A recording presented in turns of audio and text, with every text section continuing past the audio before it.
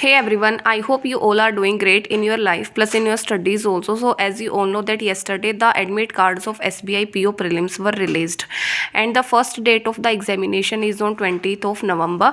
So there is 11 days left for the SBI PO Prelims. Okay, so from today I am starting this mock test challenge and today is the day 1 of this mock test challenge. We will attempt the same number of mock test and then we will share the scores. Okay, but first of all I would like to tell you that Guidely is providing the first 6 mock test of their mock test, the first 6 mock test of SBI PO Prelims for free.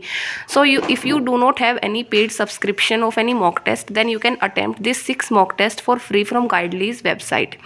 Plus for all their PDF courses, for now they are providing 50% discount. Okay, and by using my code you will get extra 12% discount also.